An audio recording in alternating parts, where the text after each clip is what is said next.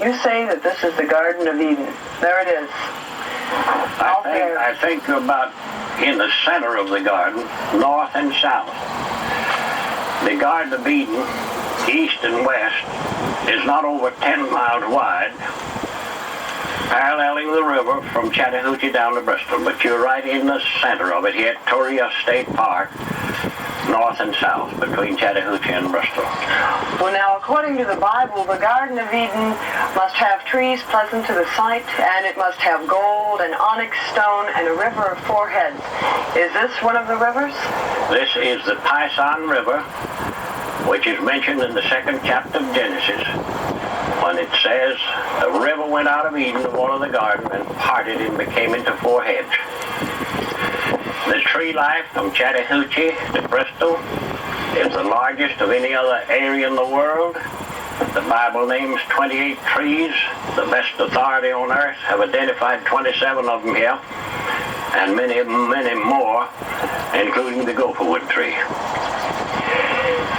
The Bible names those four river heads as the Pison, the Gihon, or Gihon, the Hiddekel, and the Euphrates. The first one was the Pison. The Bible says that is it that compasseth the land of Havilah, which was North Florida, before the flood, where there is gold. And the gold of that land is G-O-O-D. The Bible used that adjective to describe the North Florida gold to further tie down the exact location of the Garden of Eden. The next verse says there's also bdellium there, which is nothing but rosin out of pine trees that God instructed Noah to pitch the ark out of, and onyx stone, which is marble. And North Georgia, right where this great river has its source, is one of the largest marble areas in the world. The Tate Marble Quarry and Company there at Tate, Georgia, is one of the largest. So the natural monuments definitely mentioned and described in the Bible as being related to the Garden of Eden are here, and they are not anywhere else on this earth.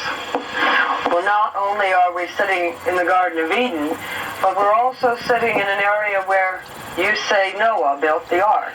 Noah built the ark out of gopher wood, which God selected himself for him to build it out of. Is this the only place that you know of? This is the only place on this earth where it has ever grown.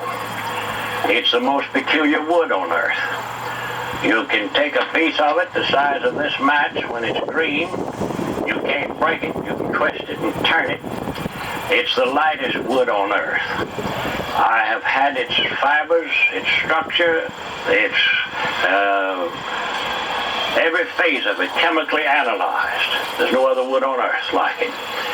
It's the lightest. And Noah built the ark out of wood not very far from where you and I are sitting here at Torrey State Park.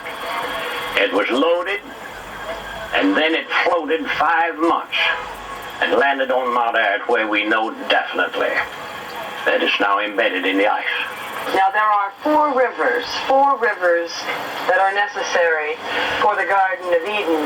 What are the four rivers here? The river went out of Eden to water the garden, says the 2nd chapter of Genesis, and it parted and became into four heads. The Pison, the Gihon, the Hiddekel, and the Euphrates. That is the only four-head river system on this earth. So he said the Garden of Eden is in America.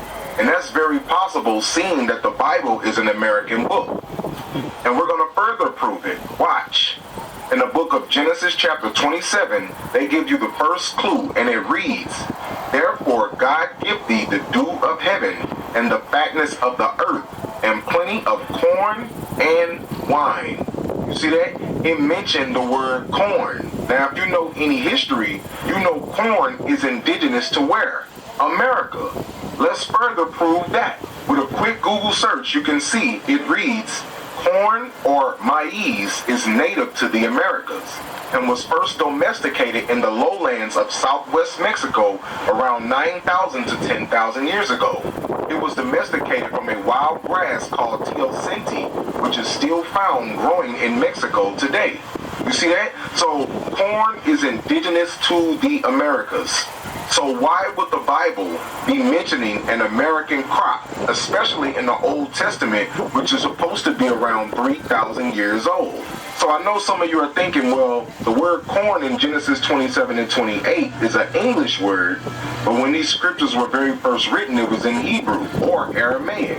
So let's go to the Blue Letter Bible and let's get the Hebrew word to get the biblical usage of this word corn in Genesis 27 and 28. When you come to the Blue Letter Bible, as you can see, it says outline of biblical usage, and you see it says wheat, cereal, grain, and what's the last word? Corn.